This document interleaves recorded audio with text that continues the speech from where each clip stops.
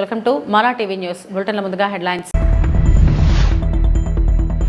మార్కాపురంలో 1290 కోట్ల విలువైన త్రాగునీటి పథకానికి శంకుస్థాపన చేస్తున్న శ్రీ పవన్ కళ్యాణ్.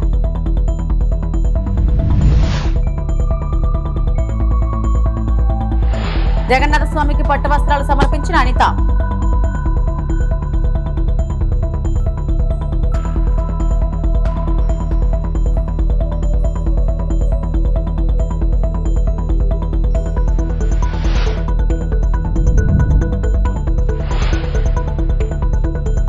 భూ సమస్యలకు వాట్సాప్ గవర్నెన్స్ ద్వారా సలహాలు మంత్రి అనకాని.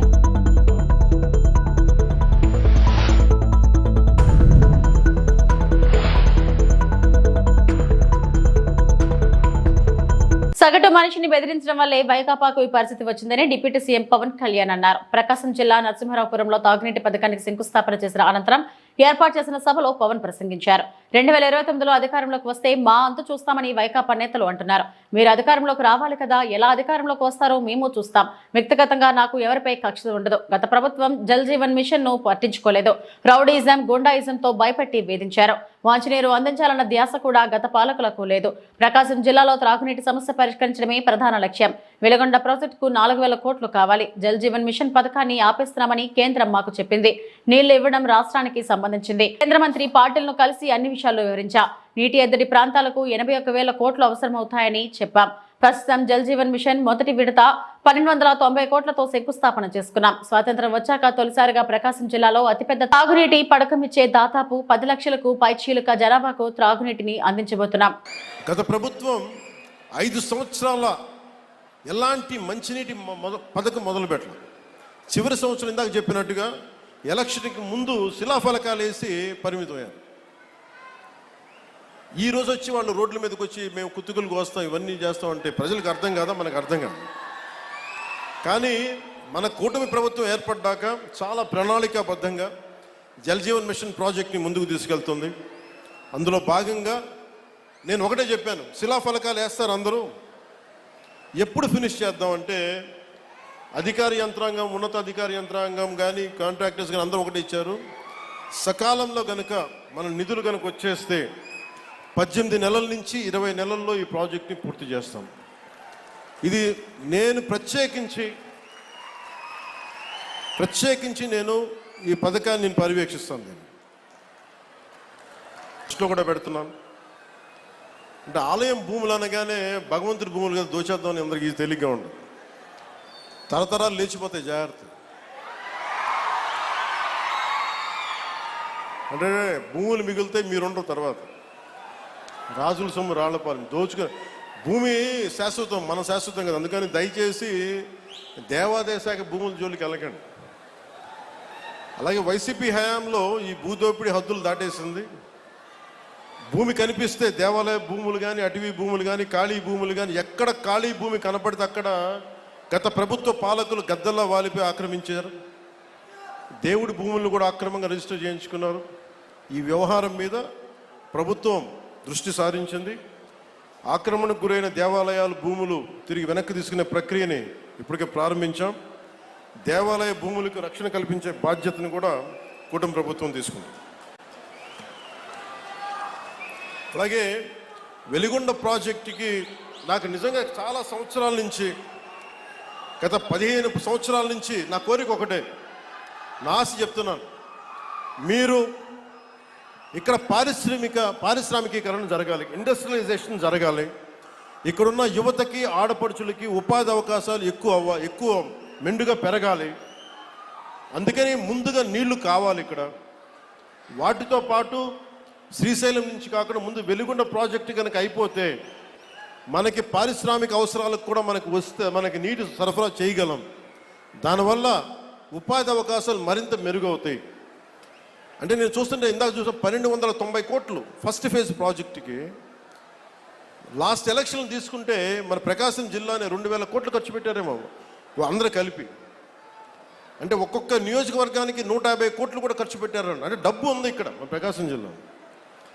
విశాఖ నగర పరిధి మహారాణిపేటలోని జగన్నాథ స్వామి వారికి హోంమంత్రి వంగలపూడి అనిత పట్టు వస్త్రాలు సమర్పించారు. ఆలయ మర్యాదలతో హోంమంత్రికి అర్చకులు స్వాగతం పలికారు. అనంతరం ఆమె ప్రత్యేక పూజలు చేశారు. రాముడి అవతారంలో జగన్నాథ స్వామి భక్తులకు దర్శనమిస్తారు. స్వామివారి దర్శనానంతరం పండితులు అనితకు వేదాశీర్వచనమిచ్చారు. ఏటా ఈ ఆలయాన్ని దర్శించుకోవడం తమకు ఆనవాయితీ అని అనిత తెలిపారు. ప్రజలందరూ సంతోషంగా ఉండాలని ప్రార్థించినట్లు చెప్పారు.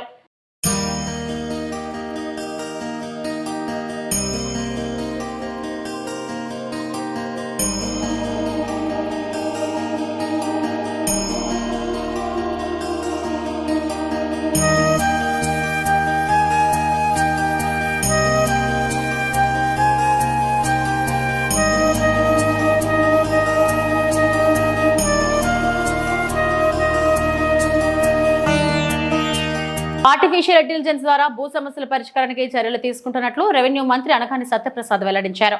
వాట్సాప్ గవర్నెన్స్ ద్వారా సలహాలు ఇస్తున్నామన్నారు. రెవెన్యూ శాఖపై సీఎం చంద్రబాబు సమీక్ష అనంతరం మీడియాతో మంత్రి మాట్లాడారు. భూములకు ఆధార్ సర్వే నెంబర్ల అనుసంధానంతో సమస్యల పరిష్కారానికి ప్రయత్నిస్తున్నట్లు చెప్పారు. గ్రీజెన్స్ ద్వారా వచ్చిన 4.63 లక్షల ఫిర్యాదుల్లో 3.99 లక్షల ఫిర్యాదులు పరిష్కరించినట్లు తెలిపారు. రెవెన్యూ డిపార్ట్మెంట్ పనిచేసింది. ఎందుకంటే కాల్ సెంటర్ ఫీడ్బ్యాక్ల్లో కూడా గౌరవ ముఖ్యమంత్రి గారు ఈరోజు మా రెవెన్యూ డిపార్ట్మెంట్ కూడా చాలా అభినందించారు. వాళ్ళందరికీ కూడా నేను కూడా మా అధికారులందరూ కూడా ప్రత్యేకంగా నా కృతజ్ఞతలు అభినందనలు తెలియజేస్తా ఉన్నాను. ఎందుకంటే రెవెన్యూ సదస్సుల్లో 14,368 ఫీడ్బ్యాక్ రెస్పాన్స్ తీసుకుంటే మా యావరేజ్ సాటిస్ఫాక్షన్ ఆన్ రెవెన్యూ వచ్చి 2.5 వచ్చింది 5 మార్క్స్లో. సో స్టేట్ యావరేజ్ వచ్చి 1.8 టాప్లో ఉంది రెవెన్యూ. అంటే the way we have reacted, ఎలా మేము వాళ్ళు స్పందించాము, ఎలా వాళ్ళకి ఆన్సర్ ఇచ్చాము అనే దిశగా వాళ్ళు సాటిస్ఫాక్షన్ చెప్పారు. అలాగే పీజీఆర్ఎస్ టీంలో వాళ్ళు 23,934 మందితో ఫీడ్బ్యాక్ తీసుకుంటే డిపార్ట్మెంట్ వైజ్గా చూస్తే 4వ-5వ ర్యాంకులో ఉన్నటువంటి పరిస్థితి. అంటే మనం చూసాం గత పరిపాలకులు అన్నీ ప్రజల దగ్గర నుంచి భక్షించుదామని చెప్పి ఆలోచన చేశారు తప్ప కూడా ఎక్కడ కూడా వాళ్ళు రక్షించుదామని చెప్పి ఎక్కడ ఆలోచన చేయలేదు. రెవెన్యూ వ్యవస్థని ఒక ఆర్థిక వనరులుగా చూశారు. మధ్యాహ్నం ఎలా అయితే వాళ్ళు దాదాపుగా 3-4 వేల కోట్లు దోచుకున్నారో, భూమి కూడా అన్యాక్రాంతం చేస్తూ పేదవాడి దగ్గర నుంచి లాక్కొట్టమే కాకుండా గవర్నమెంట్ భూమి కూడా ఫారెస్ట్ అవ్వచ్చు, లేకపోతే ఎండోమెంట్స్ అవ్వచ్చు, లేకపోతే మీకు అబ్జెక్షనబుల్ పోరంపోవచ్చు, అన్నీ కూడా వాళ్ళు లాక్కుని కేవలం వారు వాళ్ళ అనువాయులు బాగుపడే విధంగా చేశారు. కానీ ఈ రోజున గౌరవ ముఖ్యమంత్రి గారు ప్రతి వాళ్ళ హక్కుని వాళ్ళకి కల్పించాలి. ఏదన్నా వాళ్ళ ఆధార్ కార్డు కొడితే రాష్ట్రంలో వాళ్ళకి ఎలాంటి భూములు ఉన్నాయో అలాంటి అన్నీ కూడా ఒకేసారి ఒకే వేదిక ఒకే దాంట్లో వచ్చి ఒకే డొమైన్లో వచ్చే విధంగా టెక్నాలజీ వాడి రాబోయే రోజు సులభతరమైనటువంటి ఒక మంచి వాతావరణం క్రియేట్ చేయాలని చెప్పేసి గౌరవ ముఖ్యమంత్రి గారు ట్రై చేస్తాను. దాంట్లో పూర్తిగా డిపార్ట్మెంట్ కూడా నిమగ్నమై అవసరమైతే లీగల్ అడ్వైజర్స్ కూడా పెట్టుకోమన్నారు, ఏ కన్సల్టెంట్లు పెట్టుకోమని చెప్పారు. అవన్నీ కూడా పెట్టుకుని వారి ద్వారా ఒక మంచి పరిపాలన ఇచ్చే దిశగా కూడా చేశారు.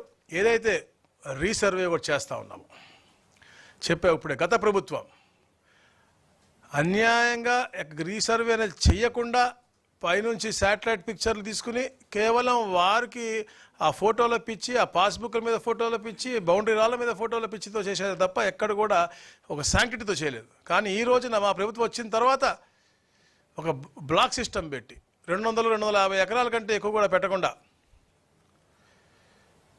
ఒక్కొక్క బ్లాక్ కూడా ఇద్దరిద్దరు అధికారులను ఇచ్చి తప్పకుండా అక్కడ ఉన్నటువంటి ఫార్మర్కి తెలియజేసి అతను ఇక్కడ లేడు ఇంటర్నేషనల్లో ఉంటే అతను వీడియో కాల్ చేసినా కూడా అతనికి కూడా లైవ్లో చూపించి ఈ యొక్క రీసర్వే జరుగుతుంది. అంటే ఒక పారదర్శకంగా జరుగుతూ ఉంది.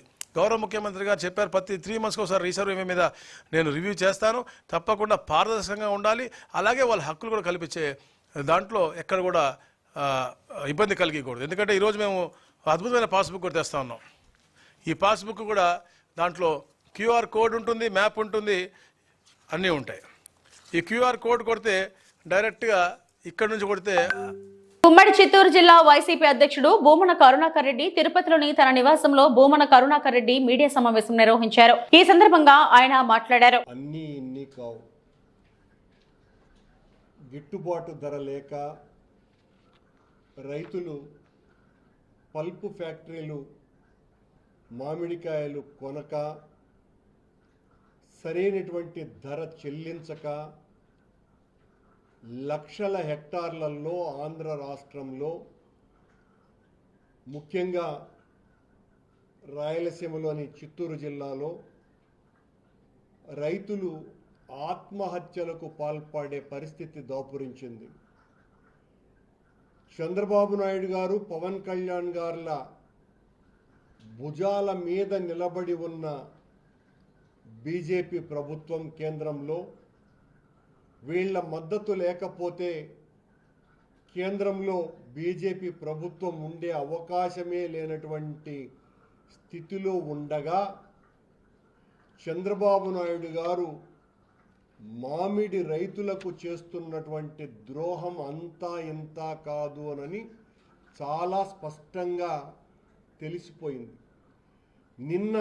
మొన్న చంద్రబాబు నాయుడు గారు ఈ చిత్తూరు నియోజకవర్గంలోనే తన సొంత నియోజకవర్గమైన కుప్పంలో పర్యటిస్తూ కూడా మామిడి రైతుల వెతల్ని తీర్చడానికి ఏ చిన్న ప్రయత్నము చేయకపోగా మా నాయకుని మీద, వైఎస్ఆర్ కాంగ్రెస్ పార్టీ మీద దాడి చేయటానికే మొత్తం 2 రోజుల సమయం అంతా కూడా వెచ్చించినాడు. కానీ కర్ణాటకలో జేడీఎస్ పార్టీకి సంబంధించిన కుమారస్వామి గారు, మంత్రి గారు కేంద్ర ప్రభుత్వానికి ఒక ఉత్తరం రాయంగానే మామిడి రైతులు మా కర్ణాటకలో చాలా ఇబ్బంది పడుతున్నారు, గిట్టుబాటు ధరలు లేక అని కేంద్ర మంత్రి శివరాజ్ సింగ్ చౌహాన్కు ఉత్తరం రాయంగానే శివరాజ్ సింగ్ చౌహాన్ నుంచి వెంటనే కుమారస్వామి గారికి లెటర్ రాస్తూ మీ దగ్గర నుంచి, మీ కర్ణాటక రాష్ట్రం నుంచి 2,50,000 టన్నుల మామిడికాయలను 16 రూపాయలకు కిలో, 16 రూపాయలకు క్వింటాల్, 1600 రూపాయలకు కొనుగోలు చేయటం అవుతున్నది అని సాక్షాత్తు కేంద్ర మంత్రి, అగ్రికల్చరల్ మినిస్టర్ శివరాజ్ సింగ్ చౌహాన్ రాసినటువంటి ఉత్తరం. అక్కడ జేడీఎస్ పార్టీ నుంచి పెద్ద ఎంపీలు కూడా లేరు. మన రాష్ట్రం నుంచి దాదాపు 22 మంది ఎంపీలు పవన్ కళ్యాణ్ గారు, చంద్రబాబు గారుల సహకారంతో కేంద్ర ప్రభుత్వం నిలబడి ఉండినా చంద్రబాబు నాయుడు కానీ, పవన్ కళ్యాణ్ గారు కానీ కేంద్ర ప్రభుత్వాన్ని అభ్యర్థించిన పాపానే పోలేదు. మన రాష్ట్రంతో పోలిస్తే కర్ణాటకలో మామిడి దిగుబడి తక్కువైనప్పటికీ అక్కడ 2,50,000 టన్నులను 16 రూపాయలకు కొంటామని సాక్షాత్తు అగ్రికల్చరల్ మినిస్టర్ కేంద్ర శివరాజ్ సింగ్ చౌహాన్ గారు ఉత్తరం రాయటం జరిగింది. ఇక్కడ ముఖ్యమంత్రి అమలాపురంలో YCP regional coordinator Botsa Satyanarayana చేసిన వ్యాఖ్యలకు కౌంటర్ ఇచ్చిన అంబేద్కర్ కోనసీమ జిల్లా అమలాపురం ఎమ్మెల్యే ఐతాబత్తుల ఆనందరావు. ముఖ్యమంత్రి చంద్రబాబు ఆధ్వర్యంలో రాష్ట్రంలో సుపరిపాలన జరుగుతుందని, జగన్ కాలంలో తుగ్లక్ పాలన సాగిందని ఆనందరావు దుయ్యబట్టారు. జగన్ రైతులకు పెట్టిన ధాన్యం బకాయిలు 1600 కోట్లు చంద్రబాబు చెల్లించారని, జగన్ గోతుల రోడ్లను చంద్రబాబు అద్దంలా తీర్చిదిద్దారని, పెన్షన్ను చంద్రబాబు 3000 నుండి 4000కు పెంచారని, ఇవన్నీ సుపరిపాలన కాదా అని ఎమ్మెల్యే ఆనందరావు బొత్సను ప్రశ్నించారు. ఇవన్నీ చూసి ఇంటింటికి వెళ్తుంటే ప్రజలు మాకు బ్రహ్మరథం పడుతున్నారని, మీరు ప్రజల వద్దకు వెళితే ప్రజలే మిమ్మల్ని తరిమి కొడతారని ఆనందరావు పేర్కొన్నారు. వచ్చే ఎన్నికల్లో వైసీపీ సింగిల్ డిజిట్ తో ప్రతిపక్షానికే పరిమితం అవుతుందని ఎమ్మెల్యే ఆనందరావు జోష్యం చెప్పారు. మరి నిన్న అమలాపురంలో జిల్లా కేంద్రంలో వైసీపీ పార్టీ నాయకులు, ఆ రీజనల్ కోఆర్డినేటర్ అధ్యక్షతన జిల్లా పార్టీ అందరూ కలిసి మరి ఒక ప్రోగ్రాం తీసుకుని తెలుగుదేశం పార్టీని, కూటమి ప్రభుత్వాన్ని అసత్య ప్రచారాలతో ప్రజలకి మళ్ళీ మరొక్కసారి అబద్ధాలను నమ్మించడానికి చాలా తాపత్రయపడ్డారు. అందరూను ఒక్కొక్క నాయకుడు ఒక విధంగా మాట్లాడాడు. నేను ఒకటే చెప్తున్నాను, కూటమి ప్రభుత్వాన్ని విమర్శించే నైతిక అర్హత వైసీపీ పార్టీకి కానీ ఆ పార్టీ నాయకులకు కానీ లేదు. ఎందుకు లేదు అంటే 151 సీట్లతో మిమ్మల్ని గెలిపించి మీ జగన్మోహన్ రెడ్డిని ముఖ్యమంత్రి చేసి ఈ రాష్ట్రాన్ని చాలా కాలం పరిపాలన చేయమని కోరితే ఈ పరిపాలన చేతకాక ఒక తొగ్లక్క పాలన చేసి, ఒక చెత్త పాలన చేసి, ప్రజల్ని గదిలో ఒక మనుషుల్ని పెట్టి మిరపకాయ పొగ పెడితే ఏ విధంగా ఆ గది నుంచి పారిపోవటానికి బయటపడటానికి ఆ మనుషులు ప్రయత్నం చేస్తారో, అలాగే ఈ రాష్ట్రంలో ఉన్నటువంటి ప్రజలందరికీ మిరపకాయ పొగలాంటి పాలన పెట్టి ఎప్పుడు 2024 ఎన్నికలు వస్తాయా, ఎప్పుడు ఈ జగన్మోహన్ రెడ్డిని చిత్తుగా ఓడించి గతి దింపుదామని ప్రజల్ని మానసికంగా తయారు చేసినటువంటి ఘనత నీ అసమర్థ ముఖ్యమంత్రిది, మీ అసమర్థ అధ్యక్షుడిది. అలాంటి మీరు ఇప్పుడు తగుదురమ్మా అంటూ తెలుగుదేశం పార్టీని, కూటమిని, చంద్రబాబు గారిని విమర్శించడానికి తయారవటం ఎలా ఉందంటే సిగ్గులేనమ్మ వీధెక్కి కొంతలేనట్టు ఉంది. ఈరోజు ఒక నాయకుడు ఏమంటాడంటే బాబు సూర్యుడిపై నిలదీద్దామంటాడు. ఏం నిలదీస్తావు నువ్వు? అసలు నువ్వు ఇచ్చిన హామీలు ఏమన్నా నీ ముఖ్యమంత్రి అప్పుడు జగన్మోహన్ రెడ్డి అమలు చేశాడా? ఒకే ఒక ఎగ్జాంపుల్, నేను నెగ్గిన వెంటనే 2000 ఉన్న పెన్షన్ని 3000 చేస్తానని చెప్పాడు మీ నాయకుడు జగన్మోహన్ రెడ్డి. నెగ్గినాక ఏమన్నాడు? పెంచుకుంటూ పోతానని 5 ఏళ్ళు పట్టింది 1000 రూపాయలు పెంచడానికి. కానీ ఇప్పుడు చంద్రబాబు నాయుడు గారు 1000 రూపాయలు నెగ్గిన వెంటనే మొదటి సంతకంతో ఆయన పెంచాడు, 4000 ఇస్తున్నాడు. 275 రూపాయలు పెన్షన్ ఉంటే 125 రూపాయలు పెన్షన్, 75 రూపాయలు పెన్షన్ ఉంటే దాన్ని మీరు 200 చేశారు. 200ని 2000 చేసిన ఘనత ఎవరిది? చంద్రబాబు నాయుడు గారిది. ఎన్టీఆర్ జిల్లా జగ్గైపేట ఆత్మీయతతో ప్రజలకు సేవ చేసిన మహానేత స్వర్గీయ వంగవీటి మోహనరంగ అని ఎమ్మెల్యే శ్రీరామ్ రాజగోపాల్ తాతయ్య అన్నారు.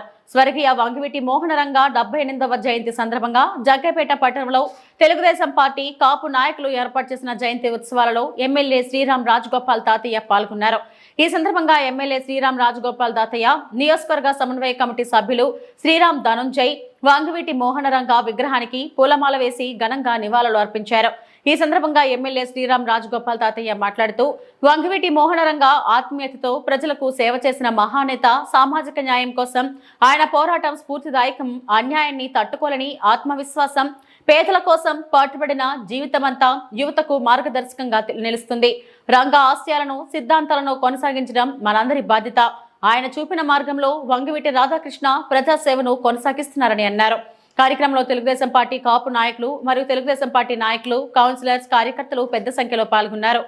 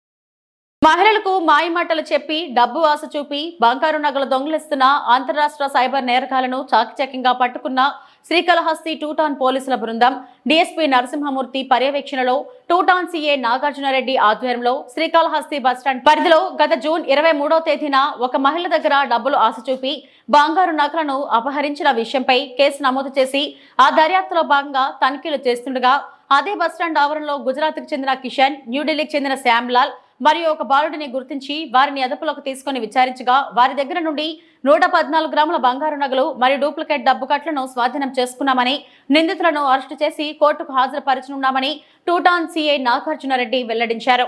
ఈ కేసు దర్యాప్తులో కానిస్టేబుల్ అరుణ్ కుమార్, బాబు, సుధాకర్, క్రాంతి కుమార్, సుబ్రహ్మణ్యం, నరేష్, రేగన్లు కీలక పాత్ర పోషించిన వారికి అభినందనలు తెలిపారు.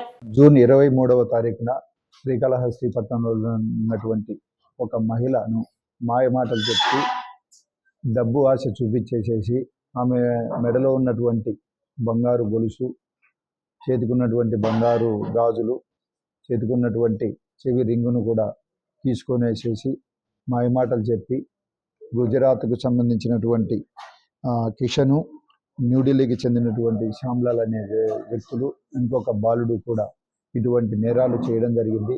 గతంలో కూడా వీళ్ళు హైదరాబాద్లో 7 కేసుల్లో నమోదు చేసి జైలు శిక్ష కూడా అనుభవించడం జరిగింది. ఈ కేసుల్లో ఉన్నటువంటి 3 ముద్దాయిలను కూడా ఈరోజు బస్టాండ్ సమీపంలో అరెస్టు చేయడం జరిగింది. వాళ్ళని కన్ఫెషన్ చేసే టైంలో కూడా చిత్తూరు జిల్లాలో ఉన్నటువంటి 2 టౌన్ పిఎస్ లిమిట్స్, తర్వాత కడప జిల్లాలో చిన్నచౌక్ పోలీస్ స్టేషన్లలో నేరాలు చేసినట్లు అంగీకరిస్తే వాటిలో ఉన్నటువంటి అన్ని కేసుల్లో కూడా బంగారం స్వాధీనం చేసుకొని సుమారు 11 లక్షల విలువైనటువంటి బంగారు ఆభరణాలు స్వాధీనం చేసుకోవడం జరిగింది. తదుపరి చర్య నిమిత్తం అరెస్ట్ చేసేసి కోర్టుకు పంపడం జరుగుతుంది. ఇందులో వచ్చేసేసి ఒక బాలుడు నాకు ఆకలేస్తుందన్న ఒక ఉద్దేశంతో మహిళల దగ్గరికి వచ్చేసేసి అడగడం జరుగుతుంది. వాళ్ళకి హోటల్ చూపించే క్రమంలో ఇతని దగ్గర డబ్బు ఎక్కువగా పెట్టుకొని నా డబ్బులు ఎవరైనా తీసుకుంటారని ఇంకొక 2 వ్యక్తులు వచ్చేసేసి ఆ బాబు దగ్గర డబ్బులు ఉన్నాయి, వాళ్ళు అతనికి సహాయం చేయాలన్న ఒక ఉద్దేశంతో అతని దగ్గర నుంచి డబ్బులు తీసేసుకొని వీళ్ళు గోల్డ్ కూడా తీసుకొని తర్వాత ఇటువంటి తరహా మోసాలు చేయడం జరుగుతుంది. అంటే ఇక్కడ మహిళలకు అనేది ఎక్కువగా డబ్బు మీద ఆశ కల్పించేసేసి నేరాల్లో చేయడం జరుగుతుంది. కుప్పం మున్సిపల్ కార్యాలయంలో శుక్రవారం ఉదయం మున్సిపాలిటీ కమిషనర్ శ్రీనివాసరావు నేతృత్వంలో నూతన ఎన్టీఆర్ భరోసా పెన్షన్ పంపిణీ కార్యక్రమం నిర్వహించారు. ఈ కార్యక్రమంలో పాల్గొన్న RTC vice chairman Munirath, doctor Suresh Babu, municipal అధ్యక్షుడు రాజ్ కుమార్, మున్సిపల్ చైర్మన్ పాల్గొన్నారు. ఈ కార్యక్రమంలో భాగంగా వారు మాట్లాడుతూ ఆంధ్రప్రదేశ్లో కూటమి ప్రభుత్వం ఏర్పడి 1 సంవత్సరం పూర్తయిన సందర్భంగా రాష్ట్ర ముఖ్యమంత్రి నారా చంద్రబాబు నాయుడు ప్రజలకు ఎన్నో పథకాలను తీసుకొచ్చారని తెలిపారు. కుప్పంలో ముఖ్యంగా అర్హులైన 300 మంది వృద్ధులు, వికలాంగులకు నూతన ఎన్టీఆర్ భరోసా పెన్షన్ శాంక్షన్ కావడం జరిగిందన్నారు. నూతనంగా మంజూరైన ఎన్టీఆర్ భరోసా పెన్షన్ పంపిణీ కార్యక్రమం నిర్వహించడం జరిగిందని తెలిపారు. అదేవిధంగా కుప్పాన్ని క్లీన్ కుప్పంగా మార్చడానికి ప్రతి ఒక్కరూ సహకరించాలని తెలిపారు. కార్యక్రమంలో తెలుగుదేశం పార్టీ ముఖ్య నాయకులు సత్యేంద్రశేఖర్, కౌన్సిలర్లు సురేష్, సోమువేలు తదితరులు పాల్గొన్నారు.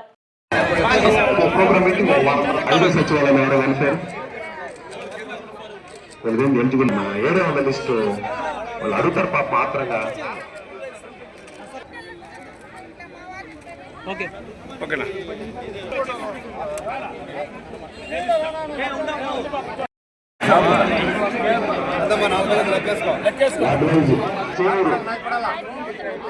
నాగరాజు, రాజేశ్వరి, తర్వాత అలమేలు ఇవి ఇప్పటివరకు నా బులెటిన్ అప్డేట్స్. నమస్తే.